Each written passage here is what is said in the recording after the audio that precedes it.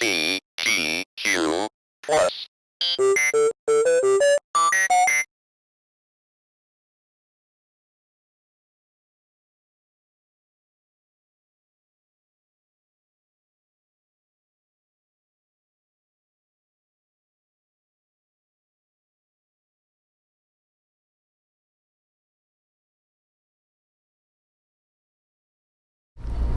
For anybody who doesn't know who I am or why it's me who's up here talking to you guys, my name is Chris Alaimo, and I run a YouTube channel called Classic Gaming Quarterly.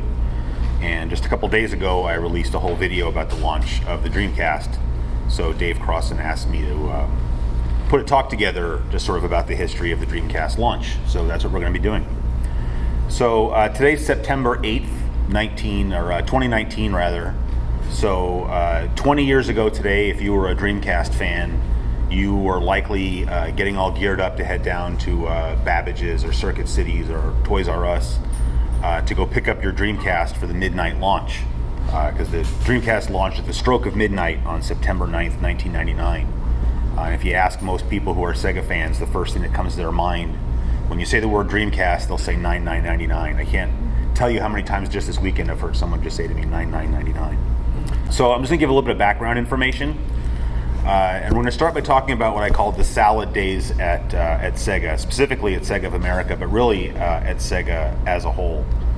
At this time, the Genesis was out and had been out for a few years, and the Genesis had what I put up there as the quote-unquote cool factor. And as somebody that lived through the 16-bit console wars, the Genesis was kind of seen as like the cooler system to have over the Super Nintendo. I'm not saying that one is better than the other, but Sony even did like a focus group back then when they were just a third-party developer, and they themselves found that a large number of teenage boys were not willing to admit that they owned a Super Nintendo instead of a Sega Genesis. And that was really something that was designed by Sega's marketing team. They wanted to be like the cool, edgier video game console. You know, you grew up as a kid with the Nintendo, but now you're a teenager and you want something a little bit, more mature, or has like some edgier games on it, and so then you want the Genesis, and that's what they had. You also had Sonic the Hedgehog. So Sonic the Hedgehog was released here in North America in the summer of 1991. And for the first time, Sega had a mascot that was sort of on par, if you will, with Mario, which helped them quite a bit. And then I put 4 Christmases. And what I'm referring to there is, and again, this is only North America, the Christmases of 1991, 1992, 1993, and 1994, Sega outsold Nintendo during the Christmas season. And that's not, conjecture or, data of an unknown source. That's data that comes straight from NPD, and you can look it up yourself. In 1994, over the course of the entire year, they controlled 58% of the market, the video game market. So really, this is when Sega of America was at its peak. And the reason I say all this is not to make it seem like I'm a Sega fanboy, but it really shows you how fast and how hard Sega fell. So that gets us to Sega's downward spiral. So in 1994, Sega of America and Sega of Japan jointly decided to develop the 32X, which maybe at the time sounded like a good idea. Obviously, we all have the benefit of hindsight. We can say that the 32X was a horrible idea, but at the time, I think it actually sounded kind of cool.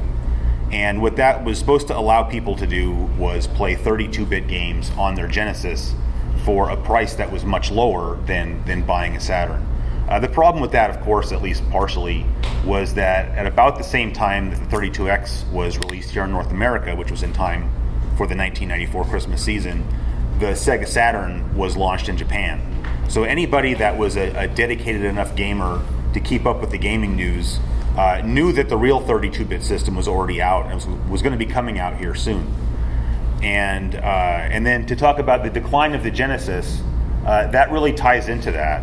Sega had decided that they really wanted to move on from the Genesis and focus on the Saturn, because while the Genesis was very popular here, its Asian analog, the Mega Drive, was not successful in Japan, and Sega of Japan was eager to move on to something that they thought would give them more success.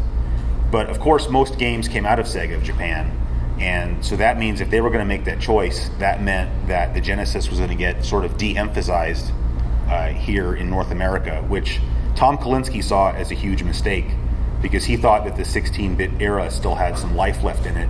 And if you need to convince yourself of that, all you need to do is look at all the great games that came out for the Super Nintendo in 1995, 1996, 1997, and realize that they were almost running unopposed in the 16-bit realm at that time.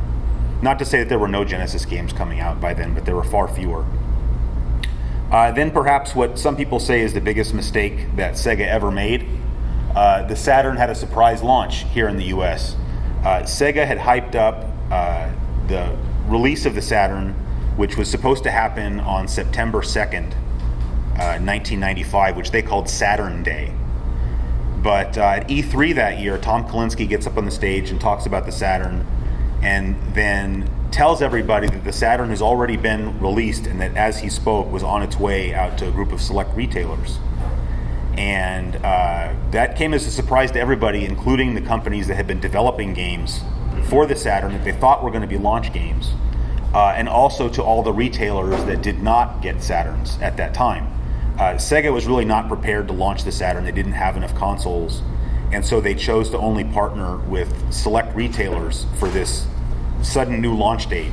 So retailers like KB Toys and Circuit City did not participate in the launch because they had no choice. And anybody that's my age knows that you never went to the mall and didn't go into KB Toys. So that's really not a business that you want to get on the bad side of. And the result of that was that at no point ever could you walk into a KB Toys and buy a Sega Saturn, because they refused to sell the console. And for Circuit City, Sony wisely signed an exclusivity deal with Circuit City to make them the only 32-bit system that you could buy there.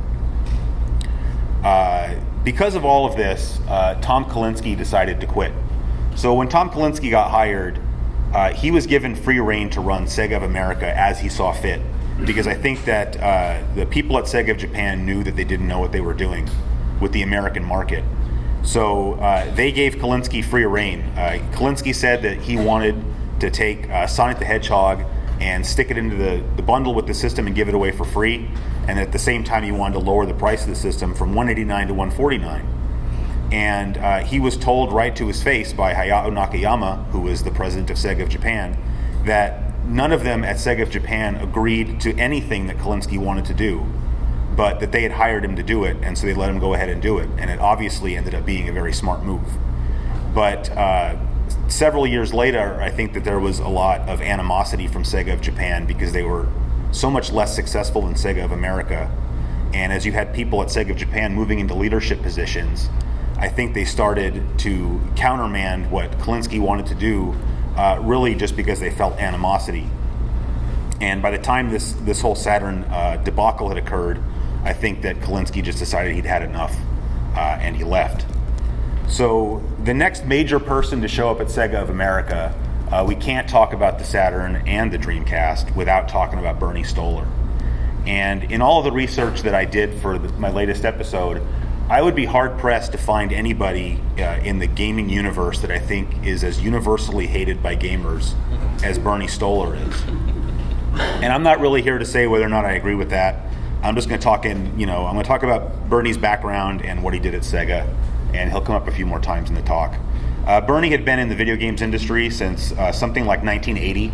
He started a company making arcade games, and he actually got his company bought out by Atari. But unfortunately, he was paid in Atari stock, and this was right before the video game crash, and Bernie's stock became worthless, and so then Bernie didn't have any money.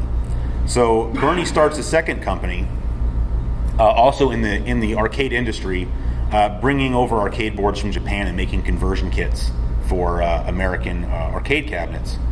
And a family friend of his was a guy named Jack Tramiel, and Jack Tramiel had been the guy that ran Commodore, and he ended up buying the home division of Atari and turning it into Atari Corporation. And Atari Corporation bought Bernie Stolar's business, but I think the fact that they were friends had a lot to do with that. And then Jack Tramiel gave Stolar a job at Atari, where he was in charge of the Lynx. Basically, he was in charge of the home console division, but at that time the Lynx was the only home console they had. So he works there for a while, but he gets frustrated because the Lynx is, I think objectively, hardware-wise, was the best handheld of this time, but it just didn't have the software to back it up. It was getting its butt kicked by the Game Boy, which just in terms of hardware wasn't nearly as good. And then, of course, the Jaguar came out and really had the same problem. The Jaguar really isn't a bad console hardware-wise. It just doesn't have any games. And so Stolar had enough of that. And so he left the company and he joined Sony. And there, his job was to bring on third-party developers to get the PlayStation ready for launch. And probably his biggest accomplishment there, if you want to call it that, was that he signed an exclusivity agreement with Williams, who was the home publisher of Midway's Mortal Kombat 3. So that Mortal Kombat 3 was a PlayStation exclusive when it came out. And that was a fairly big hit for the PlayStation in 1995. Well, I guess Japanese businessmen being Japanese businessmen, when the PlayStation launch was as big of a success as it was, and when it became obvious that the PlayStation itself was going to be as big of a success as it was, they decided they wanted to get rid of all the American businessmen running Sony Computer Entertainment of America and replace it with their own people. And so Stolar saw the writing, like Stolar's boss had gotten fired, and Stolar just really saw the writing on the wall that he was going to be next. And so when he got offered a job at Sega of America, he took it. So he gets to Sega of America and does pretty much the same job. He's in charge of third-party development, and I would say arguably this is where he started to build his reputation that makes so many people hate him so much. He said that, or he had a reputation at least for being very against 2D gaming and very against role-playing games because he felt that role-playing games had limited appeal. So eventually, he's in this job while Kalinsky is still in charge. Kalinsky quits, and Sega of Japan puts in a Japanese man named Shoichiro Irimajiri to run Sega of America. Stolar works under him for a while. Then they have a shakeup over in Sega of Japan. Irimajiri leaves to go run Sega of Japan, and then Stolar gets elevated to the head of Sega of America. And one of the reasons he was really brought on board at Sega was because Sega knew they had a problem with the Saturn and that it was not going to be a success. And his job was to manage that and to get Sega past it. And I think that Stolar really gets wrongfully blamed for killing the Saturn when really the Saturn was already dead. And his job was to see Sega through that, speaking purely in North America. So in 1997, Sega decides they need to start working on the follow-up to the Saturn. And there was a lot of political infighting at Sega of Japan, so they decided they really didn't want to develop the console there. So they set up sort of a skunkworks style development team here in North America initially to develop this follow-up to the Saturn, led by this man in this picture. His name is Tatsuo Yamamoto, and he previously had worked designing PowerPC CPUs. And so they hired him to lead this team to develop this hardware that at the time they were calling Black Belt. And because of his experience with PowerPCs, he decides he's going to use a PowerPC CPU in his hardware design. And at this time, Sega also entered into a business partnership with 3DFX, which if you played computer games back in the 90s, you know 3DFX because they made Voodoo cards. And that was like the first big 3D graphics card that we all wanted to get so we could play games like Quake. So 3DFX was supposed to make the graphics chipset for the Dreamcast, which at that time was being called Black Belt. And Yamamoto also realized that in general the Saturn was very developer unfriendly. It's one of the things it's really known for is how hard it was for developers to create games for it, and part of that was its OS. So Yamamoto teamed up with Microsoft to make a more developer-friendly OS so that developers had a choice if they wanted to work at a lower level creating games or if they just wanted to sort of work at this Microsoft OS level, maybe porting games from other systems, including home computers. So it then turns out that Sega of Japan, even though they said they weren't going to design a successor to the Saturn because of infighting, were actually doing it anyway. They had a team at Sega of Japan working on their own hardware architecture, and the rumor or the legend is that Hideki Sato, who you see pictured here, Hideki Sato is like the head of Sega's home hardware design. He designed the Master System, the Genesis, the Saturn. The rumor is that he found out about Yamamoto's design team, and that's when he decided he was going to take charge of Sega of Japan's design, out of personal pride or a sense of competition. And the design that they came up with was going to use the Hitachi SH4 processor, which is the follow-up to the SH2, which was in both the 32X and the Saturn, and that they were going to use a graphics chipset called the Power VR chipset. And that was designed by a company called VideoLogic, but maybe more importantly, it was going to be manufactured by NEC. So really what you see here is you see an American design team choosing an American CPU and an American graphics chipset versus this Japanese design team choosing a Japanese CPU and a Japanese graphics chipset. So when the time comes to choose between the two, I think no one's going to be surprised to find out that the higher-ups at Sega of Japan decided they were going to choose the Dural over the Black Belt, the Japanese design.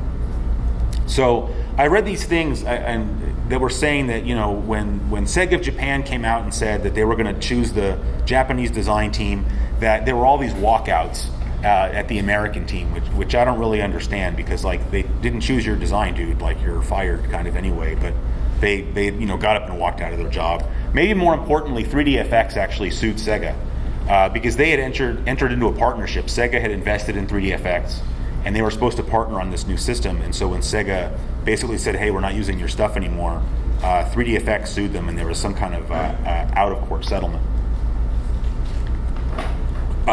Also around this time, the Dural became known as the Katana. And this is maybe a good time to point out, I meant to say it at the first slide, the whole story of how the Dreamcast was developed and released is extremely complicated, and a lot of what you will read is unsubstantiated. And so what I've really tried to do here is put together an unabridged, or rather an abridged version of this story using only facts that there are sources for. So so anyway, the Dural becomes known as the Katana. Then you can start reading magazines like Next Generation and Edge from back in the day, and now they're starting to talk about Sega's new system, the Katana, and how the hardware is being finalized. Then in 1998, Sega has a press event they call the New Challenge Conference, which I don't know where that comes from, but that took place on May 21st, 1998, and this was the first public unveiling of the Dreamcast. The name was now final. This is the Dreamcast. They went over all of its hardware specifications. You can watch an entire video of this conference on YouTube. And they also showed off some tech demos that they had. And they talked about some launch games, and then they mentioned, they announced the Japanese launch date. So the Dreamcast launched in Japan on November 27th, 1998, and it was priced at 29,800 yen, which is about $270 using 1999 exchange rates. So it was quite a bit more expensive than it was here in the US, which I think is going to come into play a little bit later. Now, at this time when the Dreamcast was launched in Japan, everybody already knew that the PlayStation 2 was coming out, including, most importantly, Sega. And so they knew that they needed to establish as much of an installed user base as possible, because once a gamer has already purchased that system and is buying games for it, they're more likely to keep buying games for that and then maybe not become PlayStation 2 gamers. So, unfortunately, NEC had a huge manufacturing issue at this time, and they couldn't manufacture enough Power VR2 graphics chips, and it caused hardware shortage that lasted through the holiday season in Japan. They sold 150,000 consoles at launch, but they have estimated they could have sold 3 times that many if they had had the hardware to put out. They also had a problem with games being delayed. There were only 4 games available at launch, which I'll show you in a second, but they had a plan to release 1 new Dreamcast game every week in Japan up through Christmas. But a number of those games ended up getting delayed. So really the launch did not go off as well as it should have. As I said, there were only 4 games available at launch day. Most likely, you've never even heard of 3 of them. Godzilla Generations in July did not come out in this country. Pen Pen Triicelon did, but is not really a very good game. And then in the lower right, you have Virtua Fighter 3 TB, which oddly was a launch game in Japan and then was not a launch game here in North America.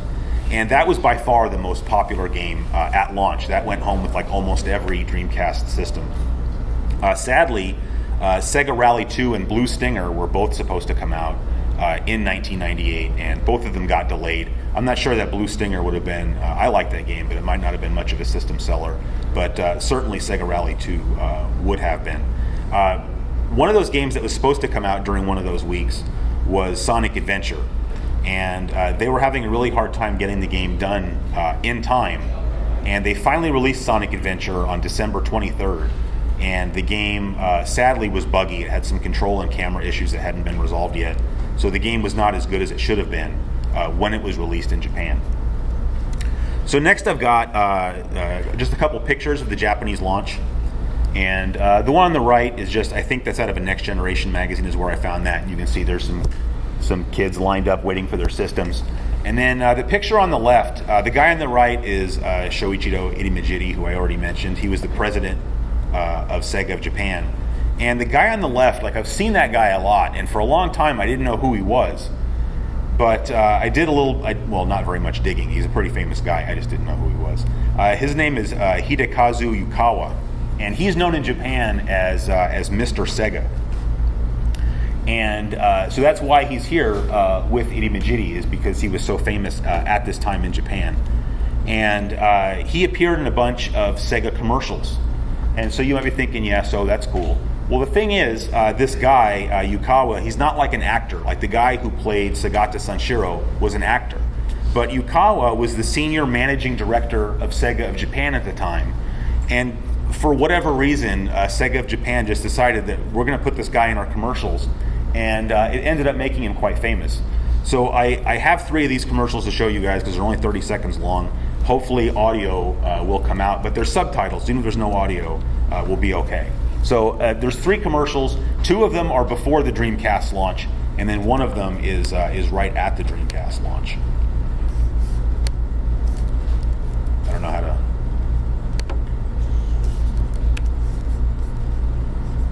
Sorry, you gotta bear with me for a second.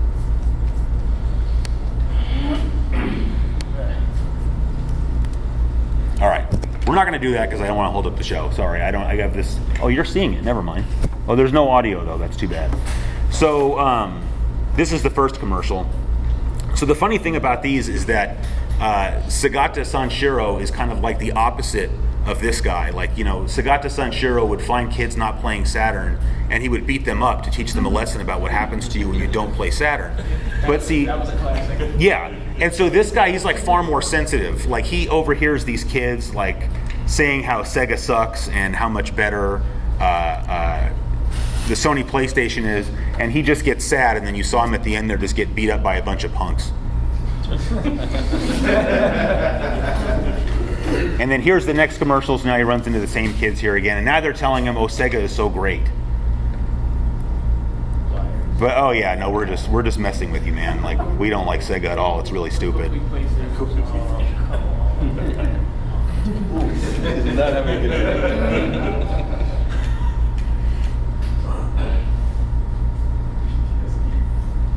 right. Well, thank God that wasn't real. He was just daydreaming there. And then the third and final commercial here. Yeah, he might have been thinking about it.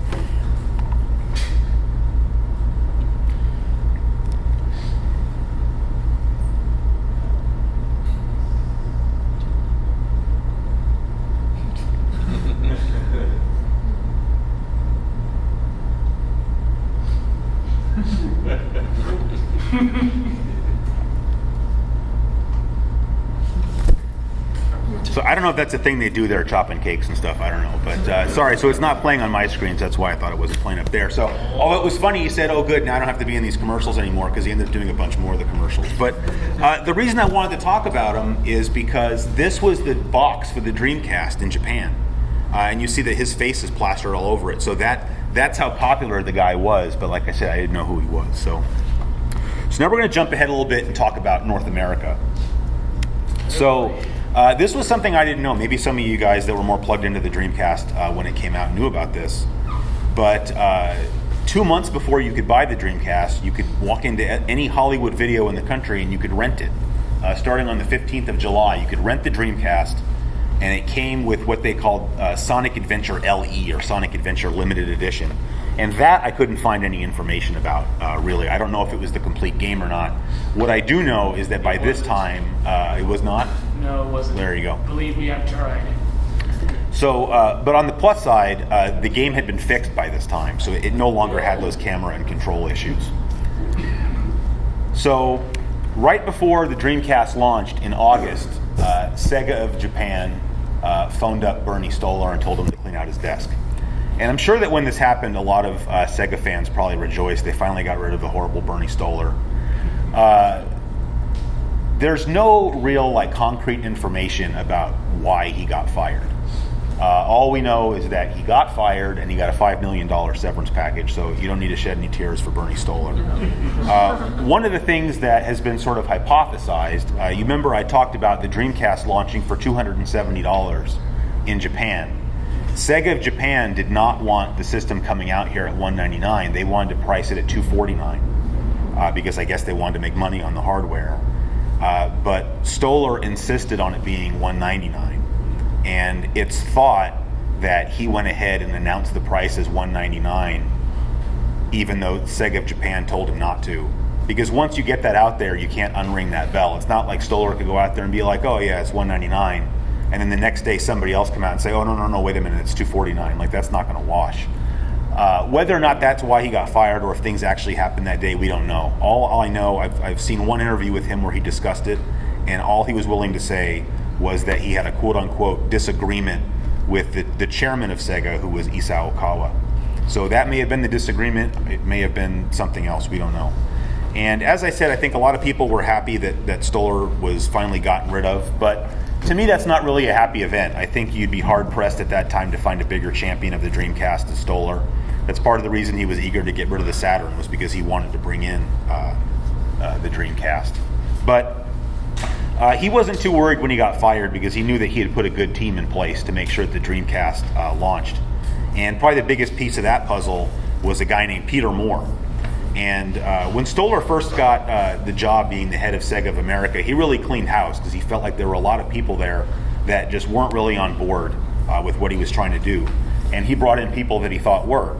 And he hired this guy, Peter Moore, away from Reebok. So Peter Moore was not someone that was in the video games industry in any way. But what Peter Moore knew was branding, and that was something that Sega was in dire need of at the time, because the word Sega no longer had the cachet that it once did. And in fact, their name was in the gutter, to the point that at one time they were thinking about not putting the word Sega on the Dreamcast anywhere. Like, it was just going to have the swirl and not have the word Sega, because they felt like by that time there was a negative association with Sega. So Stolar had purposely hired him to rebuild the Sega brand, and I would say that I think he did a very good job with that. And after he left Sega, he stayed in the video game industry. He went to work at Microsoft. He was in charge of the launch of the Xbox and Xbox 360, and I believe now he's still the head of EA Sports, which is why you see him standing in front of that sign. And I think he also runs the Chelsea FC football club, if anybody cares. So now I'm going to talk just a little bit about sort of Dreamcast hardware and accessories.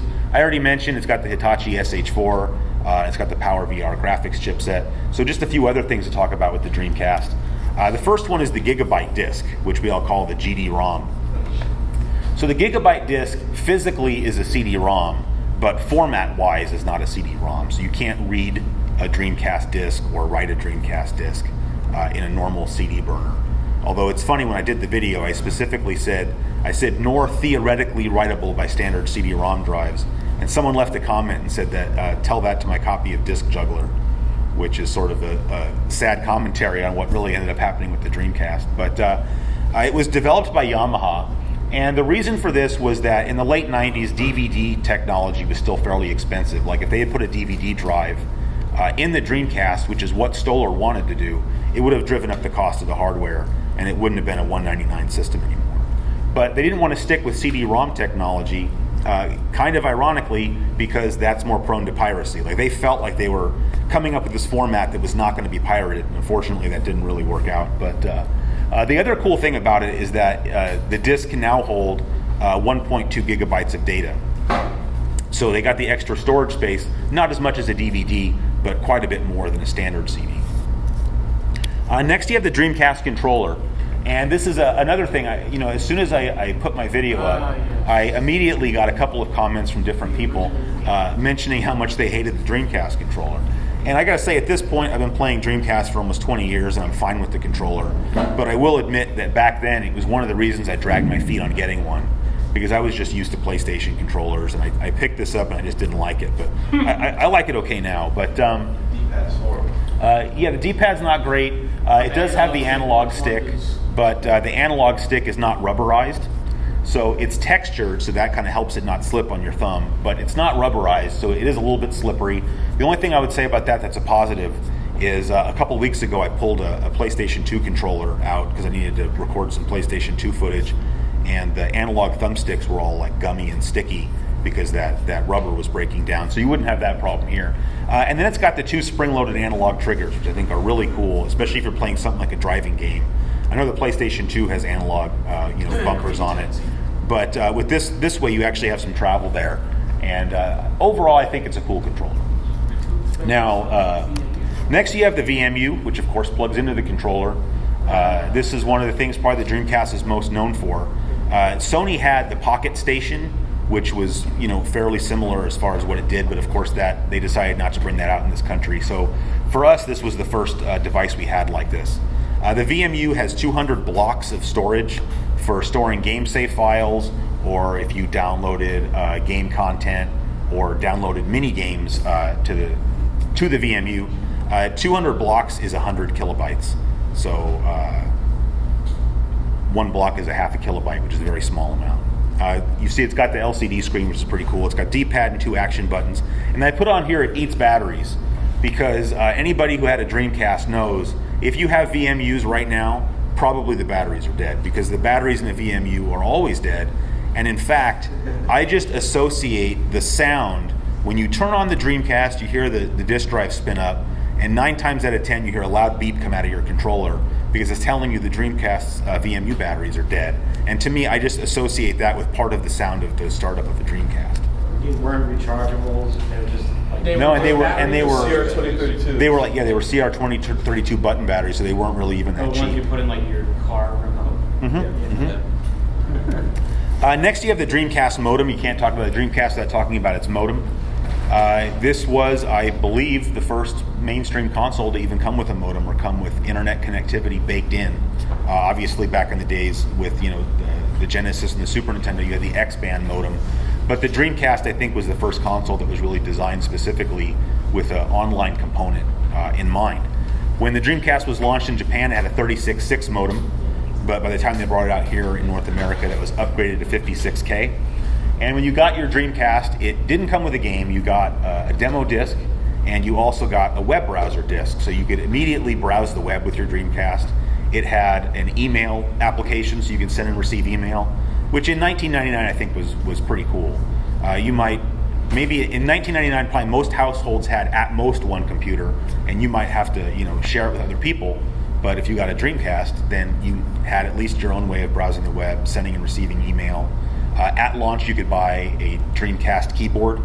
You can type with the controller, but obviously it was just way ahead of its time. Yeah. On top of this, web browsing and email functionality, more importantly, the modem could be used with games. You could download game content. On launch day, probably the coolest game where you could download game content was Sonic Adventure, although I'm not sure there was any actual content available on launch day. They also had online leaderboards, and then there were no games at launch that were compatible with this function, but of course, many games in the Dreamcast had online multiplayer. Later, you can see from the picture, you can remove the modem from your Dreamcast, and that is because they wanted to have that happen so that if a better modem came out later, you could swap it in. And that exact thing did happen. You could buy a broadband adapter later on so that you would have an Ethernet port on your Dreamcast instead of just a dial-up modem. And one thing I wanted to mention here, another one of the things that Stolar really wanted included with the Dreamcast is he wanted it to have some kind of internal storage. And I don't know what that would have looked like, especially in 1999. I don't know if he wanted there to be a hard drive in there or something, because he really envisioned gamers being able to download games on the internet and save them on their game console. But again, that was not possible because of budgetary reasons. The last sort of accessory, if you want to call that I'm going to talk about, I just feel like I would feel remiss if I didn't mention the Dreamcast arcade stick. They had an arcade stick? Yeah. It's most commonly referred to here in North America as the AgeTech stick because AgeTech was the company that distributed it, but it's a Sega stick. And it has a Japanese style, sort of the Sanwa style stick and buttons. And in fact, I put a shot of it in my video because even the color and the layout of the buttons is the exact same as a Japanese candy cabinet. And in fact, Sam there and I were just playing Metal Slug X earlier today on a Sega New Astro City cabinet that had that exact same stick and buttons.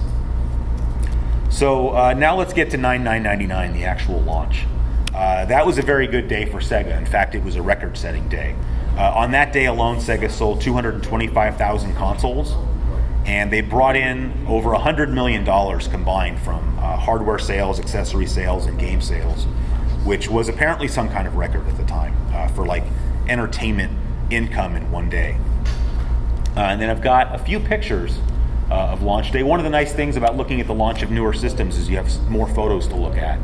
So two of these pictures, the upper left and the lower picture, were both taken by a guy named Matthew Hensel, and he runs a website called videogameobsession.com. And in 1999, he worked at a Babbage's, and I don't know if anybody here ever goes up to Albany, but it was a Babbage's in the Cross Gates Mall in Albany, New York. And the third picture I just scanned out of a Next Generation magazine. That's just from a GameStop. So I just thought that was kind of cool because you can't really find pictures of like the launch of the Sega Genesis. On launch day, rather than just having the meager 4-game lineup that the Japanese had, there were 19 games available here in North America, spanning just about every genre. So we had an embarrassment of choice that day. Now, unfortunately, the launch did not go off without a hitch. Now, in Japan, they had the problem with the Power VR chips, and here in North America, we had a problem with defective discs. So there were a number of different factories pressing Dreamcast discs in preparation for the launch, and one particular factory had some kind of issue where the discs weren't being pressed properly and they were defective. Sega has claimed at the time that 5 to 10% of the discs were affected, and that may be true about the market as a whole. I don't know. Matt Hensel, who I did just mention, told me that his memory is that about 2/3 of the Sonic Adventure discs that he sold ended up coming back to the store. So that's pretty bad, especially for that game. You know, if 2/3 of the Pen Triicelon discs had been defective, I think it probably would have been okay, but this was a little bit less okay. So I'm going to spend the rest of the time that I have, which is about a little over 20 minutes, just talking about some of the games. So the first I grouped together here is the big three. And just to make it clear, I'm not saying that these are the 3 best games available at launch, but these were certainly the 3 most hyped games, most anticipated games, and we're going to probably sell the most copies on launch day. So the first one we'll talk about is Sonic Adventure. Sonic Adventure was the first mainline 3D Sonic game. Obviously there was Sonic 3D Blast and there was Sonic R Racing, but those were not part of sort of the mainline Sonic series. This was the franchise's first foray into 3D. It was also, more importantly, the first mainline Sonic game since the Genesis, which is crazy to think about, that Sega just completely skipped putting out a Sonic game, a proper Sonic game, on the Saturn. It was more of it is more of a story-driven game, which is sort of where the adventure name comes from. It's it's still a Sonic game, and it still plays like a Sonic game, but there's a lot more of a story component to it. And it went on to be the best-selling game on the Dreamcast. It sold 2.5 million copies worldwide. And then, as I did for all of the games, I just have a couple of screenshots. The first one, I don't know how well you can even see that because now it's getting bright in here. But the first one is just showing. I think it's a pretty iconic scene from the first game: the killer whale jumping over the pier.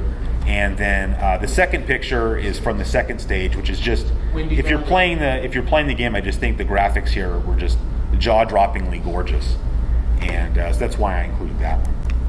The next one we're going to talk about is NFL 2K. And I know that not everybody in this room is probably a sports game fan, but it's an interesting story. And that's why the first bullet point I have here is where's Electronic Arts? And most people seem to think the simple explanation is that the Saturn was a failure. Electronic Arts did put out games on the Saturn. Perhaps they didn't make money, although I think that Madden 97 was a huge seller on the system. And that's why EA just said, we don't trust Sega anymore and we're not going to release games on their hardware anymore. And the thing is, the story is just not that simple. Larry Probst was the head of EA at the time, and he actually went to Bernie Stolar sometime in 1998. And he said to Bernie that he wanted Electronic Arts to be the exclusive publisher of sports games on the Dreamcast. Now, on any other day or in any other situation, somebody might be thinking like, hey, great, you know, the marquee developer of sports games wants to be our exclusive sports games maker. Awesome. But Bernie Stolar had just spent $10 million buying a company called Visual Concepts. And Visual Concepts was a very established sports game developer. They made Madden 94 for the Super Nintendo, which I just said today was, I think, the best football game on the Super Nintendo. And they made NHL 97 on both the Saturn and the PlayStation. They made other games besides those, but they were a very established sports game publisher, and Stolar had purchased them with the intention of them being the in-house first-party sports game developer. So he told Larry Probst, well, you can be the exclusive third-party publisher, but we're making our own games. And Probst wasn't having it. Sega of Japan even stepped in, and they tried to negotiate with EA and give them a better licensing agreement, and EA just didn't want to have anything to do with it. And so I think that tangentially this goes back to the Saturn, and I think that EA's thinking was that if this system doesn't sell well, if we're the only ones making sports games, we could still make money. But if we have to compete and have our sales cut in half, that might be a big risk. And they may have been right, I don't know. I mean, we'll never know what a Madden game would have ended up looking like on the Dreamcast. But frankly, I don't think we need to know, because the NFL 2K series, I don't know how EA was ever going to do anything to be any better than that. I put here that it was a system seller for sports gamers. Like, if you were a sports gamer, you didn't need any other reason to buy a Dreamcast on launch day than just to be able to play NFL 2K. It was the first in 6 games in the series. It ended with NFL 2K5. By that time, of course, they weren't on the Dreamcast anymore because it had been discontinued. And then again, I just have a couple of screenshots here. Just showing, you can see in the lower right, that's just to try to show how impressive the graphics are versus anything you were going to see on the PlayStation. And then the upper right, I just really, one of the things I love about the game is just the way you select your plays, because it actually overlays the play on the playing field. So instead of having to pick your play based on some little tiny diagram, you could actually visualize what was happening, which I thought was pretty cool. So the third of the big three is SoulCalibur. And you know, one of the things that I was worried about when I made my show, it was how to spell SoulCalibur, because even in the game manual they spell it 2 different ways. SoulCalibur capital C no space, and SoulCalibur capital C space. But now they've since gone back and changed it so that now it's SoulCalibur, one word, no capital C. So I chose this because I figured I was splitting the difference. So SoulCalibur was the sequel to a game called Soul Edge that started off in the arcade. Namco had quite a bit of success with the Tekken series, and they figured, well, let's do something similar but make it a weapons-based fighter. And so they made Soul Edge, and it was reasonably successful in the arcade, and so they ported it to the Sony PlayStation. And for some reason, when it was released here in North America, they changed the name to Soul Blade. But a reasonably successful game, and so Namco decided to make a sequel, SoulCalibur, for the arcade. And subsequently they brought it to the Dreamcast. I don't know what word to use, because normally you would say that it was ported to the Dreamcast, but what the Dreamcast got was not a port at all. It was a game that was in almost every way better than the arcade game. Like, we strive for arcade perfection, but what this did was far beyond arcade perfection. It was very superior to the arcade. And I put this quote in here: "There is no more Tekken." Just because one of the things Bernie Stolar was known for was putting his foot in his mouth. And the most famous thing he ever said was, "The Saturn is not our future." And it's one of those things, when he said the Saturn is not our future, it was true, but you don't say it. It's like if your spouse asks you if you look fat in something, or you don't go tell consumers, you don't go tell developers, hey, this system that you bought or this system you're developing games for, yeah, that's not our future. And here was just another case that he's far less famous for, where he did a TV interview, maybe it was at an E3, I can't find a clip of it, where somebody asked him about SoulCalibur and was asking him about Tekken on the PlayStation, because that was one of the marquee fighting game franchises for the PlayStation. And Stolar's response was, there is no more Tekken. Which, the problem with that is that Namco also made Tekken. And so why would you say something like that? And I just thought it was funny.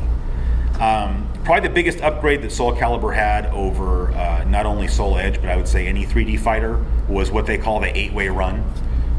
What that simply means is that you can use the analog stick on the Dreamcast controller to run in 8 directions, and it gave you the ability to freely run around the arena. Whereas with a lot of 3D fighters, you were still sort of locked into this plane with your opponent, and you could maybe sidestep a little bit, but other than that, you were really just moving forward and back. But with SoulCalibur, you could just run around, you could try to get behind your opponent, and in fact, if you would execute combos, and they would be different moves depending on if you were in front of your enemy or on the side or in the back. And then the last point I put there, I put a question mark. I said best graphics on the system, question mark. Because I mean, that's a conversation that can easily be had. There's other games like Shenmue that also had amazing graphics on the system, but the fact that a launch game is even in that conversation is extraordinary. Like, find me a launch game for the PlayStation or the PlayStation 2 or any other system where you might argue that a launch game had some of the best graphics the system had ever seen. And so again, I've got my 2 screenshots here, which I picked these 2 screenshots because the 3 things graphics-wise that the home version of SoulCalibur had over the arcade was bigger color palette, higher definition textures, and better lighting effects. And I felt like these 2 screenshots showed those both off really nicely. And the last thing I would say about SoulCalibur is, I'm not huge into fighting games. I'm like, what a fighting game enthusiast would call a casual. And I think with SoulCalibur, I'm not even sure you have to be into fighting games to appreciate this game. It's very approachable for someone who doesn't even play fighting games. You can get right into it. And as you get better at it, you can learn combos and increase your skill. So that's the 3 big games. And then I just picked a few more games that I personally like. I'm not trying to suggest that these are the next biggest games or the next best games. They were just games that I thought would be cool to very briefly talk about. The first one is Hydro Thunder, which is one of the most fun games available at launch, and really one of the most fun games, I think, on the Dreamcast. It was put out by Midway in the arcades and was brought to the Dreamcast only 6 months later. So that's, usually we were playing games that were a couple of years old in the arcade, but this was a very new game. It's over-the-top speedboat racing, and you could play 2-player split screen, which is pretty cool. And I got just a couple of screenshots there. The next one, this is a game that's a real sort of fan favorite. You can't call this game a cult classic because it's much too popular for that, but this was like the other 3D fighting game available at launch, and that's Power Stone, which was put out by Capcom. It was the only title put out by Capcom at launch, but I would argue, and I did in my video, that Capcom might have been the most important third-party publisher on the Dreamcast. They got Resident Evil Code Veronica as an exclusive for however long before it finally did come out on the PlayStation 2. Capcom vs. SNK, Mars Matrix, and then Marvel vs. Capcom 2 is considered by many people to be the very best game that was ever released on the system. It's a 3D arena fighter, so you could say it's something similar to like Super Smash Brothers, but in 3D, but I don't think that's really even doing the game justice. It was followed up by Power Stone 2, which allowed for 4-player simultaneous play, whereas this game only allowed for 2-player. And there is a Dreamcast hooked up in the free player room that has Power Stone 2 running and 4 controllers. So if 4 of you want to go play some 4-player Power Stone, you should. Okay, so here's just a couple of screenshots. It's a cool game. It's got a very frantic pace. But so when I first played Power Stone, I didn't like it because I couldn't keep up. But one of the nice things about having my show is it forces me to play games that I might otherwise not give enough of a chance. And that's what happened with Power Stone. I just didn't give the game enough of a chance. I had a wonderful time playing this game and just being made so mad that I couldn't beat a guy because when you get into that kind of situation, when you finally do beat a guy, then you get that great feeling of accomplishment. It's a fully 3D arena where you can run all around the arena just like you could in SoulCalibur. Although I'd say you have more freedom in this game. There's all these items you can pick up items like boxes and throw them at your opponent. There's weapons for you to pick up, and then the game gets its name Power Stone from these gems that appear on the level. And if you can collect 3 of these gems, then you can like temporarily upgrade your guy into like this super form that gives you all of these different moves. So great game. The next one is Tokyo Xtreme Racer. Tokyo Xtreme Racer was developed by Genki, who before that had put out Tokyo Highway Battle on the PlayStation.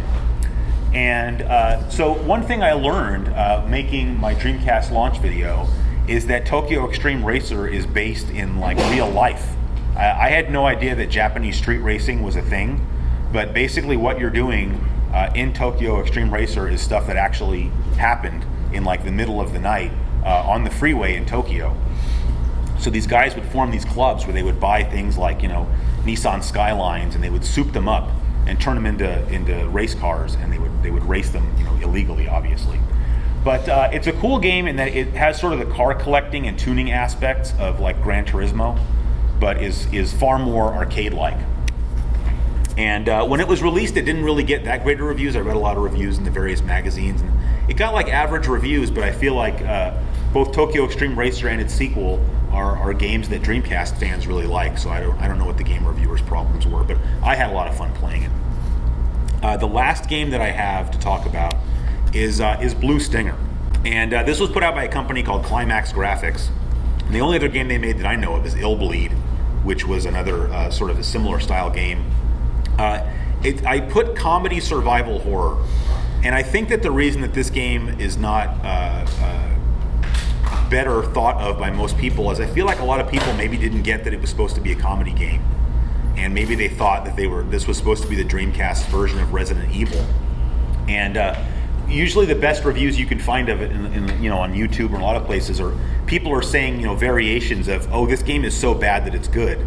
But I said this exact line in my video. I don't see what's so bad about it. I had such a good time playing it.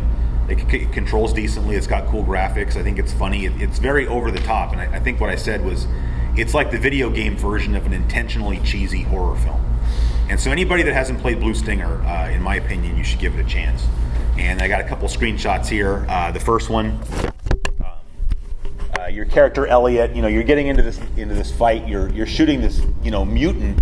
But it's in a shopping mall, and the game takes place during Christmas, and so you're doing this, and there's Christmas music like playing, and the level of blood is very cartoony, and I don't know, sometimes with like launch games, like I remember the PlayStation 2 had the same thing. There were these certain lighting effects that you saw in like SSX, and then you saw the exact same lighting effects in like Fantavision. So it must have been some early thing where this was, oh, here's this effect you can do, and with the Dreamcast, it was almost like all this ridiculous amount of blood was like, I don't know if that was something that the developers figured out they could do, because like you punch a mutant and they bleed like a gallon of blood each time you punch them. And it's the exact same thing with Mortal Kombat Gold, which is another Dreamcast launch game. Like the level of blood in Mortal Kombat Gold is much higher than from what I've seen in the earlier Mortal Kombat games. So it's sort of an adventure style, story-driven game. The gameplay itself is very similar to Resident Evil, but to me that's good. But other than that, Resident Evil is like this very serious, dark game, whereas I think this game is just goofy. And in fact, I don't know how this happened. Two things: the voice actors that played Sonic the Hedgehog and Dr. Robotnik in Sonic Adventure, they do the voice for the two main characters for this game. And then there's also a tie-in with Pen Pen Triicelon, where the characters from Pen Pen Triicelon, which are like these cartoony penguin-like characters, are in this game. So, I mean, how anybody could think that this was ever supposed to be a serious game, I don't understand. And then just to wrap things up, I just made this slide. I just said, for what some consider to be a quote-unquote failed system, the amount of what I would consider to be must-play games on the Dreamcast is pretty ridiculous. Now, obviously, the success or failure of a system is a spectrum. It's not two categories. And so you can't mention the Dreamcast in the same breath as like the 3DO or the Atari Jaguar. But for a system that was really supported for a very short amount of time, the amount of great games that came out on the Dreamcast is kind of mind-blowing. And it reminded me of a quote. Some of you guys might know I'm a motor racing fan, and Bruce McLaren was a guy who owned an F1 team and died at a very young age. And he gave this quote at somebody else's funeral, where he said, "Life is measured in achievement, not in years alone." And I thought that was a very apropos quote for the Dreamcast, because in maybe 2.5 years of really active support, look at how many great, and this, any one of you could add more games to this list. This was how many would fit. And then the last thing I just wanted to say is I wanted to mention the Xbox a little bit, because when I did my research, one thing that kind of occurred to me is I felt like you could really look at the Xbox in some ways as being the spiritual successor to the Dreamcast. And the three things I mentioned earlier that Stolar pushed to have included in the Dreamcast, and he only got one of them. He wanted internet connectivity, he wanted a DVD drive, and he wanted an internal hard drive so that people could download games. And that's exactly what happened with the Xbox. And the other reason I would say this, now when Sega became a third-party publisher, they developed games and released them on the GameCube and the PlayStation 2 and the Xbox. But in a way, it seems like the Xbox is really the system that got the games that you would have expected to come out on the Dreamcast if it had been discontinued. And that's why I put some of those games down there. So that's the end of my talk, and then just as a means of a small amount of shameless self-promotion, that's the thumbnail for my Dreamcast launch video, which if you haven't seen it already, or you don't watch my show, if you're interested in learning more about the launch of the Dreamcast, it's an hour and 15-minute video, and I think it turned out pretty good. So that's all I've got, and we've got only about 3 minutes, I think. So if anybody has a question or just a comment or just wants to say anything about the Dreamcast in general, the floor is yours. Do you have a favorite game for the Dreamcast personally? Yeah, well, overall, I'd say I think I probably spent more time playing Virtua Tennis than any other Dreamcast game. Like for me, the Virtua Tennis alone is worth owning a Dreamcast for. So that's probably my personal favorite. But there were a lot of launch games that I had never played before, in some cases never even heard of before, that I had a great time playing, like games like Expendable or Blue Stinger. But yeah, I would say Virtua Tennis is my personal, probably all-time favorite Dreamcast game. Yeah? I just wanted to add a note that I think it's really interesting that there are still indie game developers actively producing Dreamcast games that are fully pressed with real packages. Like Sternwind is great. Yeah. So yeah, I just think anybody who's interested in Dreamcast, definitely should check some of those out. Yeah, and you know what? That reminds me of something that I want to add really fast, because so the Dreamcast has a 56K modem, right? Like, how many of us still have the ability to dial anything with a 56K modem? Like, I don't. But when I made my video, I wanted to be able to show off the online functionality of the Dreamcast, but I didn't want to have to buy a broadband adapter because they're very expensive, because they're rare. And probably a lot of you have a Raspberry Pi. And one thing that I found out that you could do, you can pop the SD card out of your Raspberry Pi, and you can pop in an SD card that has a Dream Pi image on it. And then you can get a USB modem and plug that into your Raspberry Pi and plug the other end of that with just a regular phone cable into your Dreamcast. And that Raspberry Pi will basically act like something that's waiting to be dialed into. And so that's how for anybody that's watching my video, that's how I was able to capture the footage of the Dreamcast being online, is I was actually online with the Dreamcast. And there are still games that you can play online with it. So it's probably a little bit, it might be cheaper to buy a broadband adapter if you don't have any of that stuff, I'm not really sure. But if you already have a Raspberry Pi, it was like, the only thing I had to actually purchase was the USB modem, which it has to be modded or something, and it was like $20. So, yeah. Anybody else? And so was the online, was it just free? There was no subscription service? No, you could just dial in if you already had an ISP, then you could just dial into that. Later, Sega launched their own ISP called SegaNet, and they actually had a deal where, I think this happened in 2000, where if you signed a 2-year contract with SegaNet, they would give you a free Dreamcast. So that was pretty cool. And if you go look, you can find ads for SegaNet in, video game magazines from around 2000, and they have a cartoon version of Fred Durst from Limp Bizkit. So I just thought that was cool because that's like really tells you the times that we were in back then. I would see the Fred Durst signed Dreamcast on eBay yet? It's like $400 if I just bought it. Well, yeah, I'm not sure how much. I feel like a Dreamcast without Fred Durst's signature would be worth more than one. Yeah. All right, so we're at 3:45 now, so I think we have to go ahead and stop. I'm sorry there wasn't more time for questions and comments, but I really appreciate everybody who came out here to check out the talk. And just once again, if you're interested, you can check out the video, and if not, that's cool too. So thank you, everybody.